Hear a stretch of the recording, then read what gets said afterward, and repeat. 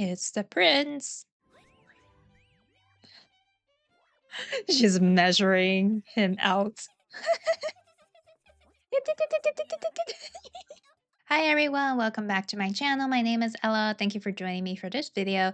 Today we're going to be watching Secrets of the Silent Witch episode 12.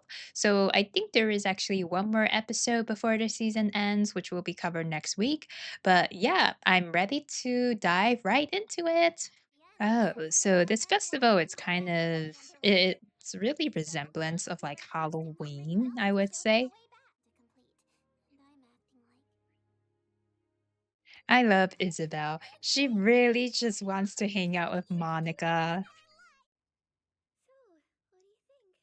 Look at that outfit. It's Rin. Oh, she's meeting up with Lewis and the Starseer Witch. And that's the dress that he brought, that Lewis gave her. The Starseer Witch. It's funny how her servants are all children. She is the oldest of the seven sages, but yet we do not know her age, not even in the light novel. Mary is esteemed for her precision in While Raoul sits there eating his vegetables, and Bradford naps and snores quite loudly. So these are the other sages that she's talking about. There was one particular chart that went back 10 years. Do you know whose chart that might have been? That one was Second Prince Felix Arcridil's. The fate that she cannot see. The mansion is absolutely beautiful, the artwork. Have you been enjoying the festivities and debauchery? The debauchery. Sure you don't repeat that in front of my wife. Monica is like, I will pretend I did not hear that. Lady Rosalie that you indulged in drinks poured by attractive young men. I have to retrain you from scratch. She is going to give the wife the wrong idea. Ah, she's so excited for magical items. Magic items have minds of their own. Yes, they have their own personalities, don't they? Yes, indeed. This magic item is trouble. It's Ball.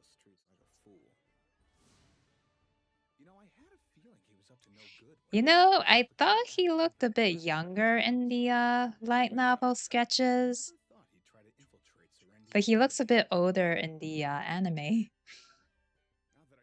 And a bit scruffier, too. So just a side note, he is actually really great at crafting and craftsmanship.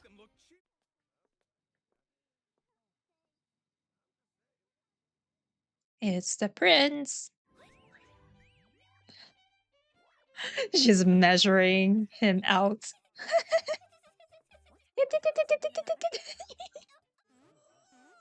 Oh my gosh. Her emotions in this anime are just so cute. It's Bo! She's about to cry. Is beautiful, but also somber. There are how many people are lucky enough to get a proper. She's thinking about her father. Hello. It's Felix. This is where you've been.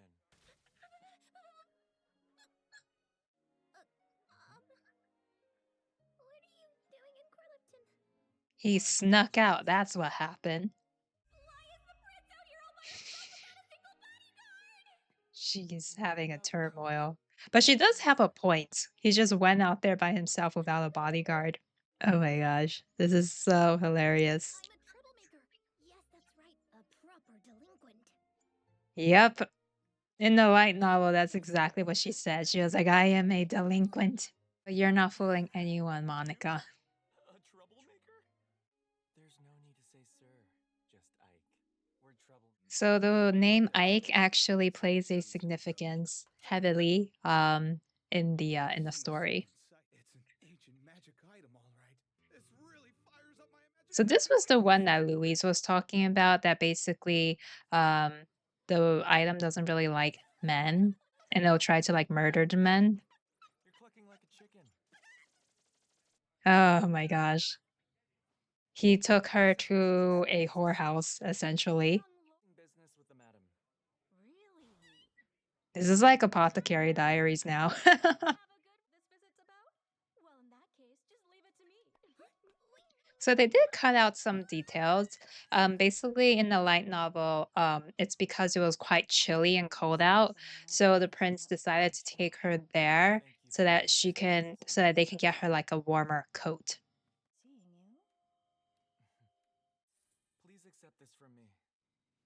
Use it to host a feast worthy of the gods. Felix, honestly, he's a really calculative person. He goes there to basically extract information.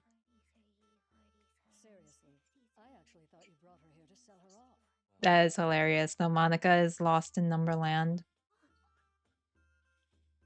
Well, are you He just kissed her on the cheek, and she's like, "It's Nero's paw." Horse ears?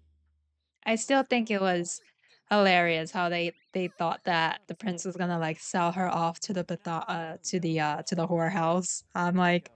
really, Sure, it's on Monica? the list. Does she look like she's that type of person? No. She looks so much shorter next to the prince in like his furry getup. Sure, I'll have a look. With a simple defense barrier. Monica can tell just by looking at it. This brooch here was crafted by Magic items. impressive. You really know your stuff. Yes, the prince is well informed of all of the seven sages. There is the signature. If I remember correctly, his brooch had the gem mage's name and You were wearing makeup the day of the chess tournament. Could I perhaps get an accessory for you? To His complement flirtatious acts always have no effect on Monica. Is she blushing though? here to be as special as those chestnuts were the day we first met. That is very sweet. Hmm. But he actually does end up getting something for her. So we'll see.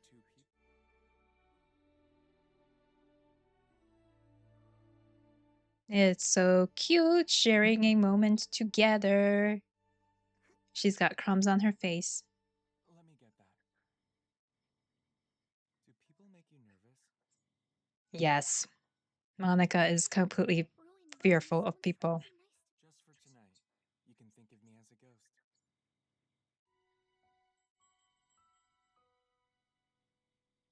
This moment is so cute. And so, he couldn't ever hurt you. Oh my gosh. That got me a bit emotional watching this scene, especially if you read like the night light novel and you know Getting a bit thirsty. what he kind of like meant by that. Some fruit juice. Is this a don't lay a hand No, Ren. It's the little owl. It has a message to deliver. What does it say? Someone stole the star. Monica's like, great. So that was The Silent Witch, Secrets of the Silent Witch, episode 12.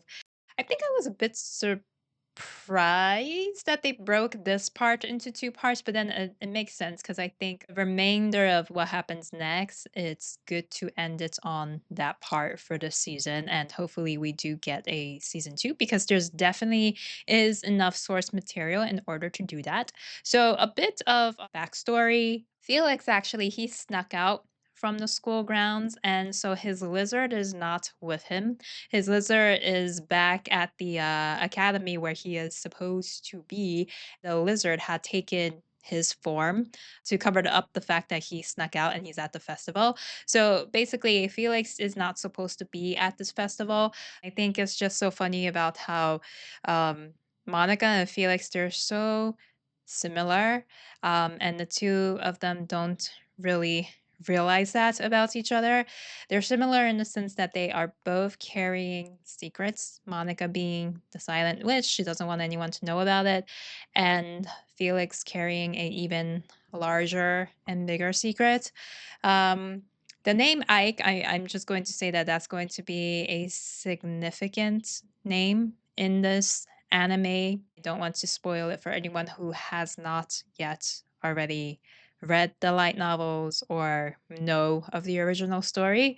When Felix is Ike, he acts completely different. When he is Felix, he's really upholding that image of the second prince He's just like really like prim and proper to the T. Like people see him as like perfect. But when he is Ike, there's this other side of him, a bit like wild, aloof, adventurous, also a bit more fun. Like he laughs a lot more, he enjoys himself more, like the authentic version of who he is. And Felix is just this image he has to uphold to the society.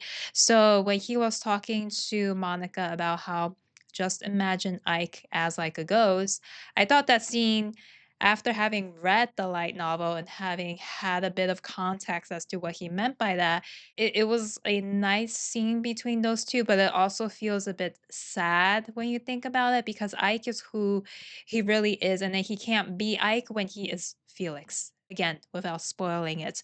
So it's really sad how he's like, yeah, just like imagine Ike as being a ghost because it's almost like he has to renounce that identity of Ike in order to be Felix, in order to be this prim and proper prince that is going to take over the kingdom. There was also one thing that they cut out in the beginning of this episode. The Starseer Witch, actually, in the light novel, she read Monica's star. She gave her like a staroscope or a star astrology horoscope before they went to the event. And then she read that, oh, tonight you're going to have a passionate night with like someone. And that actually turned out to be like Felix. This is why I feel like with the anime, the people who made this show, maybe the writers, the producers, they're really heavily skewing towards the Monica and the serial ship.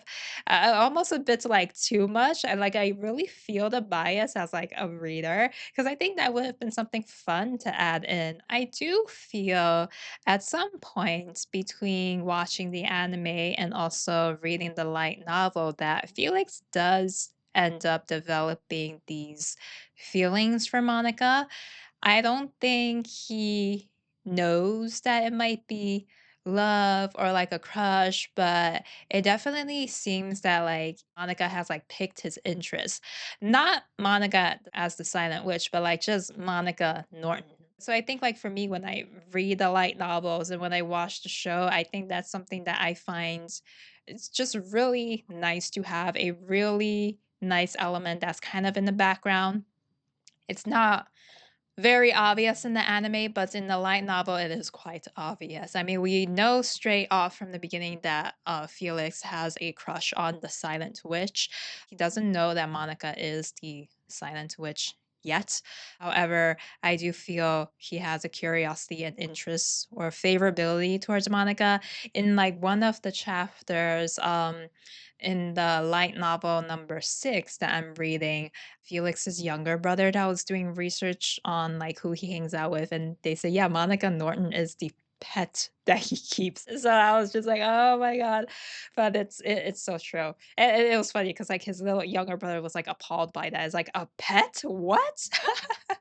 Another significant character that has just come into play is Ball.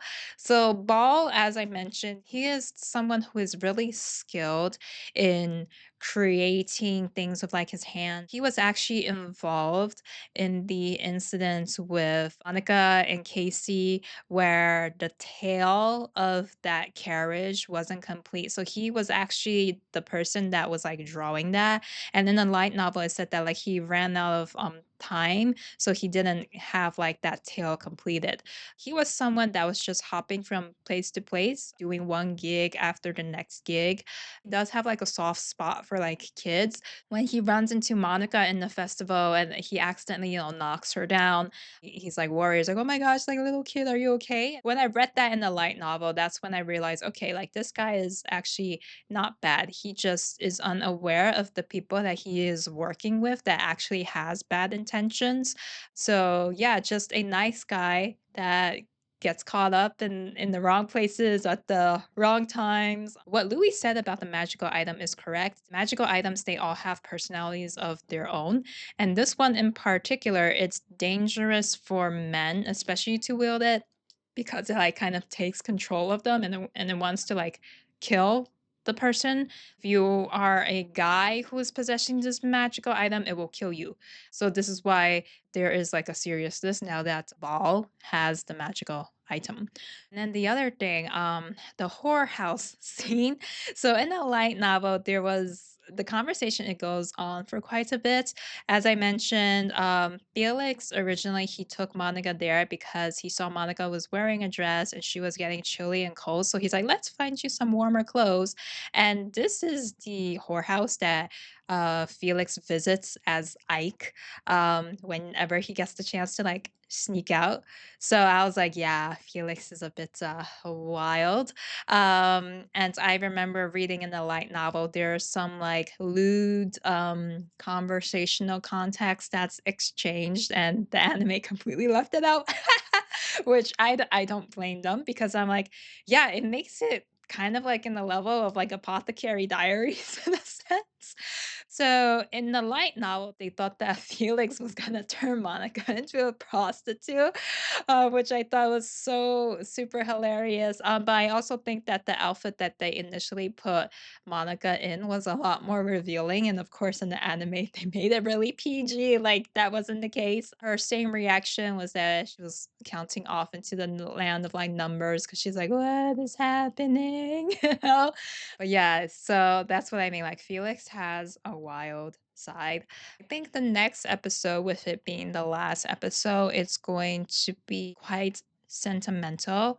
What is a bit bittersweet about this event in particular is that it is a way to pay homage to the dead. And Monica lost her father, and she wasn't really able to give him like funeral because he was like burned at the stake. Like it's quite horrible what she had to like go through. So I feel like for her seeing like this event, it gives her hope that maybe I can send my father off formally. Felix also has someone that he was close with dearly and is no longer alive. For him to also want to partake in the festival, it's something that means a lot to him as well. All right, you guys. So I'll leave it at that. So join me next week for the season finale of Secrets of the Silent Witch. And yeah, leave your comments down below. Let me know if you're also watching this anime or if you're also reading the light novels. Let me know, what do you think about like the depiction or the compare and contrast between the light novel as well as this anime. Thanks, you guys, and I'll see you all next week.